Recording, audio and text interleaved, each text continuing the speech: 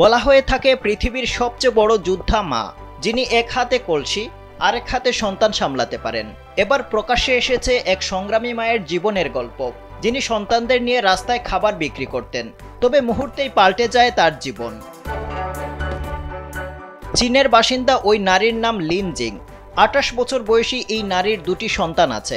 তার প্রথম সন্তান মিউ মিউ জন্মগতভাবে হৃদরোগে আক্রান্ত।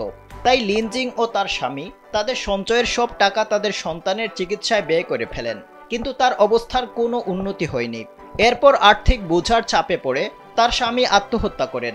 এতে চরম বেকায়দায় পড়েন লিন জিং। স্যান্ডেলিনা সো, রূপচর্চায় আভিজাত্য। ছেলের চিকিৎসার খরচ বহন করার জন্য তিনি 2020 থেকে 2022 সাল পর্যন্ত ক্রেন অপারেটর হিসেবে কাজ করেছেন। 2022 সালে তিনি আবারও বিয়ে করেন এবং তার দ্বিতীয় সন্তান শিক্সের জন্ম হয়। কিন্তু তার দ্বিতীয় স্বামীর পরিবার তার অসুস্থ ছেলেকে মেনে নিতে অস্বীকৃতি জানায়। তবে লিন জিং তার ছেলেকে কোনো অবস্থাতেই একা ফেলে যাবেন না বলে জানান। এতে তার দ্বিতীয় স্বামীর পরিবার তাকে তাড়িয়ে দেয়। কিন্তু হাল ছাড়েননি তিনি। লিন জিং তার ছেলের চিকিৎসার জন্য অর্থ উপার্জন করতে নিজেই রাস্তায় খাবার বিক্রি করার সিদ্ধান্ত নেন। এরপর তিনি চংকিংয়ের রাস্তায় খাবার বিক্রি করে প্রতিদিন 22 থেকে 25 ইউয়ান আয় করতেন, যা বাংলাদেশি মুদ্রায় 400 টাকারও কম।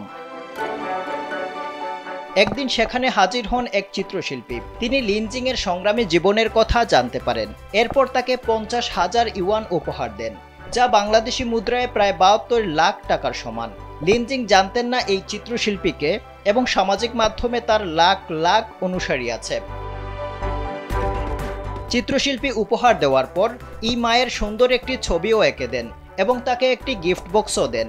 হঠাৎ এমন উপহার পেয়ে কেঁদেই ফেলেন লিন জিং। মাথা নিচু করে ওই শিল্পীকে অভিবাদন জানান তিনি ও তার ছেলে। এরপর ওই চিত্রশিল্পী এই ভিডিও সামাজিক মাধ্যমে আপলোড করার পর তিনি 3 লাখ ইউয়ান উপার্জন করেছেন এবং নতুন করে আরও 4 লাখ ফলোয়ার বেড়েছে। ভিডিওটি দেখে মন ছুঁয়ে গেছে নেটিজেনদের।